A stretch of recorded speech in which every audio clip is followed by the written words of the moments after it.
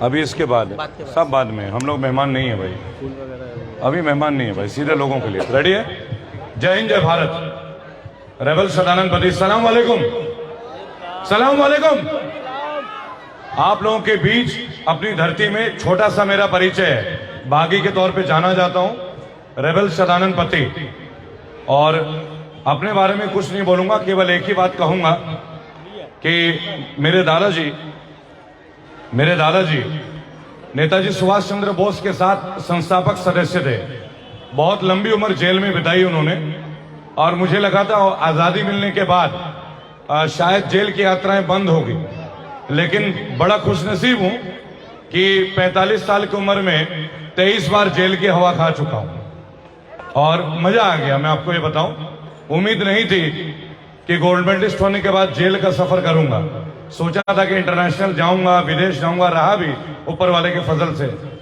लेकिन जब से ये 2014 याद है ना आप लोगों को? याद है? आवाज आनी चाहिए, एक बार हाथ उठा के बोल दीजिएगा, याद है? तो इसी बंगाल के मंच से, करबला के मैदान से, पिलखाना हावड़ा से आगाज कर रहा हूं किसान आंदोलन के लिए। और आपसे पूछना चाहूंगा पहला एक सवाल, और मीडिया के साथी को बोलूंगा कि मेरे पीछे जो लोग हैं, मेरे सामने, आप कृपया उनको दिखाएं, मेरा चेहरा दिखाने की जरूरत नहीं है। इस वक्त रेबल फाउंडेशन के टोटल जो मेंबर हैं वो 11,23,96,000 लोग हैं, जो भारत में किसी भी संगठन में सबसे ज्यादा है। और उन सब का एक मैसेज आप लोगों को देना चाहूंगा, केवल इतना बता दे, किसान आंदोलन में आप लोग साथ देंगे क्या? किसानों के लिए हम लोग एक हैं क्या? क्योंकि एनआरसी के नाम पे, एनपीआर के नाम पे, सीए के नाम पे सारे लोग जो हैं हमें बांट रहे हैं। क्या उन्हें हमें बांटने देंगे आप? क्या आप हमें बांटने देंगे? आवाज जोर से आनी चाहिए। दोस्तों, आज दिल्ली के बॉर्डर में पंजाब के किसानों को लाठियों से पीटा जा रहा है, पानी की बौछार में नहलाया जा रहा है, और कहीं ना कहीं गोदी मीडिया, कौन सी मीडिया? आज गोदी मीडिया कोई भी अखबार में, कोई भी चैनल में वास्तविक खबरों को नहीं दिखाते हैं, किसी को भी। कम से कम मैं धन्यवाद देना चाहूंगा अलवी खान, मेरे साथ मेरे दोस्त, और इस मंच पे जितने लोग हैं, कम से कम वो ये हिम्मत रखते हैं, वो दम रखते हैं। और आपके अंदर तो दम वैसे भी होगा कि वो खुदा के दरवाजे के पास में खड़ा हूं। दोस्तों, पिछले 2 साल में लगातार एक्टिविस्टों को जेल में डाला जा रहा है। इन्होंने यूएपीए किया है, अनलॉफुल एक्ट प्रिवेंशन एक्ट। अभी आपने एक वीडियो में देखा होगा, रात के 11:30 बजे पुलिस की पूरी टीम मुझे गिरफ्तार करने आई थी, और ये बहुत बार प्रयास कर चुके हैं, बहुत बार। कश्मीर गया, वहां भी मुझे 3 दिन की डिटेंशन हुई। और मेरे कई साथी हैं जो इस वक्त जेल में बंद हैं, और हम लोग इस बात का प्रयास कर रहे हैं कि उनको जेल से निकालें। और इस बार जो ये बंगाल की तरफ इन्होंने कूच किया है, तो बंगाल में इनकी नो एंट्री है। क्या है? क्या है? जोर से हाथ उठा के बोलेंगे, क्या है? क्या आप कमल छापों को आने देंगे? क्या यहां कमल खिलने देंगे? वो कहते हैं कि कमल कीचड़ में खिलता है, तो क्या बंगाल कीचड़ है? बंगाल कीचड़ है क्या? बंगाल का कादा नकी।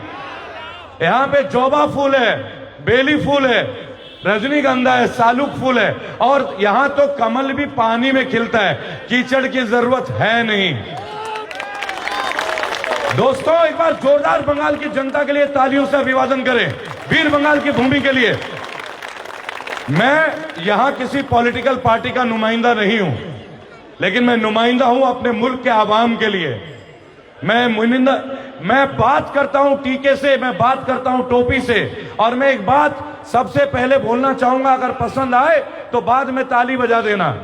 4 लाइनें जो मैंने उनके ऊपर लिखी थी, देखो देखो कौन आया, देखो देखो कौन आया, 56 इंच का शेर आया, 56 इंच का सीना देखा, देखा चीते की चाल, कमाल करते हो मोदी मियां, आज हम पे भौंक रहा है नेपाल। देखिए दोस्तों, मैंने अपने किसी भी अभिव्यक्ति भाषण में आज तक गाली गलौज का प्रयोग नहीं किया, गोल्ड मेडलिस्ट हूं। और ये लोग कहते हैं कि देश के गद्दारों को गोली मारो। आपने सुना होगा दिल्ली के चुनाव में बहुत चौड़े होके बोलते हैं, हम कहते हैं देश के गद्दार तो छोड़ो, सीना हमारा तैयार है, तुम्हारी गोली कहां है केवल वो बता दो। तुम्हारी गोली कहां है वो गोली जो बंगाल के शेरदिल लोगों के सीने से टकराने का हौसला रखता हो। और कई बार बात हुई, वो कहते हैं कि हम सोनार बांग्ला बनाएंगे। क्या बनाएंगे? क्या बनाएंगे? तो मैंने उनसे एक सवाल पूछा जनाब अमित शाह साहब से कि अमित शाह साहब आप 3 साल से गुजरात में हैं। कितने साल से? 30 साल से। तो भैया गुजरात को सोने का क्यों नहीं बनाते? भैया आप मध्य प्रदेश में 15 साल से हो तो मध्य प्रदेश को क्यों नहीं बनाते? और एक छोटी सी बात है, बंगाल के जो लोग हैं वो माछ भात खाना पसंद करते हैं, वो सोना नहीं खाते। सोना खाते हैं क्या? सोना खाता है क्या? जोर से बोलिएगा। माछ भात खाते होंगे ना, आलू पोस्तू खाते होंगे, बेगुन भाजा खाते होंगे ना, चौड़चौड़ी खाते होंगे ना, आप लोग खाते हैं क्या सोना? तो दौलत से बंगालियों को खरीदने का ख्वाब छोड़ दें, पहली बात। और देखिए, बंगाल क्रांति की जगह रही है। मैं 25 साल से देश विदेश में रहा हूं तमाम एक्टिविज्म में, लेकिन मैं बंगाल के धरती से ही हूं। आपको बता दूं, আমি বাংলার বাঁকুড়া জেলা থেকে, বাংলার এই বীর ধরती থেকে যেখানে একটা সাধারণ গ্রাম, আমি ওখান থেকে বিলং করি। আর আমি আজও জানি हाजी नजरुल और रविंद्रनाथ टैगोर की वीर धरती है बंगाल। उनके नाम पे एक बार जोरदार तालियों से अभिवादन होना चाहिए हाजी नजरुल के लिए, क्योंकि आप देखिए ये मजहबी एकता, कौमी एकता का जो पैगाम है वो बंगाल से बहुत दूर तक जाएगी। बिहार हम हार चुके हैं, लेकिन दोस्तों मैं एक बात आप लोगों को इस मंच से स्पष्ट बोलना चाहूंगा कि बिहार हम हारे नहीं है, बिहार हम हारे ईवीएम से। किससे? किससे? मैं जानता हूं लाखों लोग, करोड़ों लोग मुझे मैसेज करते हैं और आए दिन बोलते कि भाईजान आप ईवीएम के ऊपर कुछ बात करो, लेकिन ईवीएम पे बात होगी, जरूर होगी, क्योंकि मैंने माननीय प्रधानमंत्री जी को चिट्ठी लिखा है। मैं माननीय बोलता हूं क्योंकि प्रधानमंत्री का एक पद है और पद का एक कद है। पद का हम सम्मान करते हैं, व्यक्ति का करे ना करे वो एक अलग बात है। गलत तो नहीं कह रहा हूं आप लोगों से। दोस्तों मैंने उनसे एक सवाल पूछा कि सबसे पहले जो वीवीपैट मशीन यानी कि ईवीएम मशीन है वो किस देश ने आविष्कार किया? जवाब आया जापान। कौन सा देश है? जोर से बोलेंगे, कौन सा देश है? लेकिन जापान में आज तक वोट जो है बैलेट पेपर से होती है। किससे होती है? तो हमने ये पूछा कि जापान अपने देश में पकौड़े बना रहा है पर खुद वो पकौड़े खा नहीं रहा है। भारतीयों से इतना प्यार है क्या कि जापानी पकौड़े खाएंगे? हमारे यहाँ बेगुनी नहीं मिलता क्या? आलू चॉप नहीं मिलता है क्या? सिंगाड़ा नहीं मिलता है? खाते हैं कि नहीं खाते आप लोग? वेजिटेबल कटलेट खाते हैं ना? लेकिन जब लोग ये पूछते हैं कि दादा ईवीएम को हटाने का क्या कर रहे, तो पहले मैं एक बात बता दूं, आज की देश में, इस धरती में, भारत में एक सबसे बड़ी दिक्कत है। ये बात अपने जहन में डालिएगा। मैं तो 23 बार जा चुका और बिता चुका अपने 18 महीने अंदर, और मैं आगे भी जाने के लिए तैयार हूं। यहां से जाते ही शायद रास्ते में अरेस्ट होऊंगा, आप लोगों को साफ बोलूंगा, वो आप लोग देखेंगे, और मुझे इस चीज से डर नहीं है। आज हर कोई ये सोचता है कि खुदीराम बोस, अशफाक उल्लाह खान और भगत सिंह पैदा तो हो, लेकिन वो पैदा हो पड़ोस के घर में। किसके घर में? किसके घर में? तो भाई ये नहीं चलेगा अगर आप सड़कों में नहीं आएंगे। आज आप किसानों को देखिए, 1 महीने से रोड पे हैं पंजाब के किसान, पूरे 1 महीने से, और उन्होंने कल मोदी जी को और अमित शाह की टीम को अल्टीमेटम दे दिया कि हम 4 महीने तक राशन लेके आए हैं। कितने महीने तक? जोर से बोलेंगे, कितने महीने तक? क्या हम उन लोगों को समर्थन देंगे?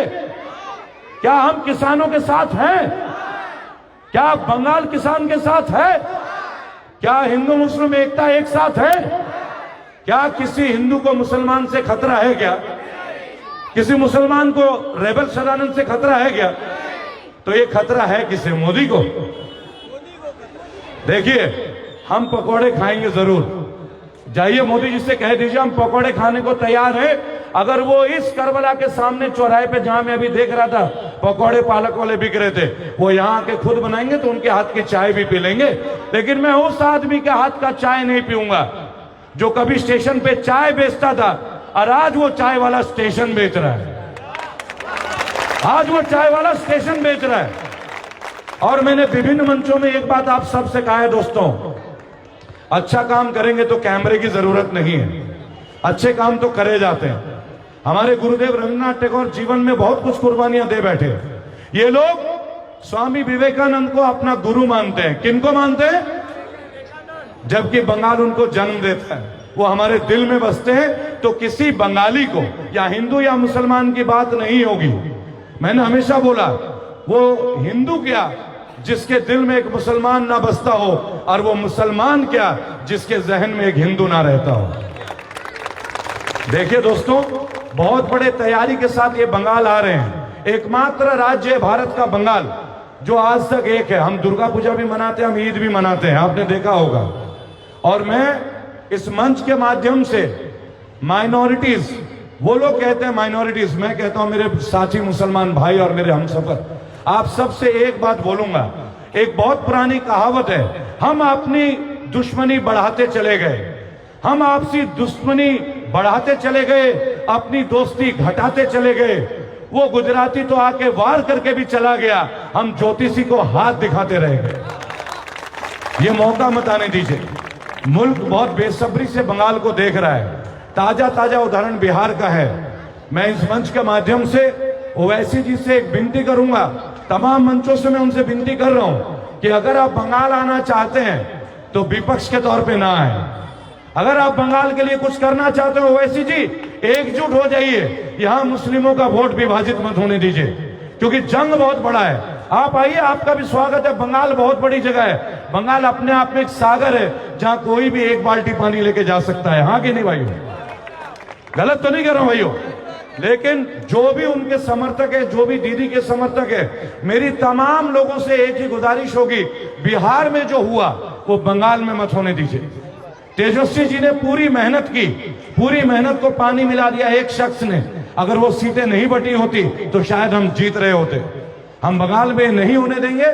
4 महीने पिछले 9 दिन से मैं बंगाल के विभिन्न जगह में जा रहा हूं, हर एक के गली में जा रहा हूं। बहन अलवी जी ने मेरे को रिक्वेस्ट किया, देखिए हम लोग सेलिब्रिटी नहीं है, आप एक बात जान लें, हम लोग बागी हैं। क्या है?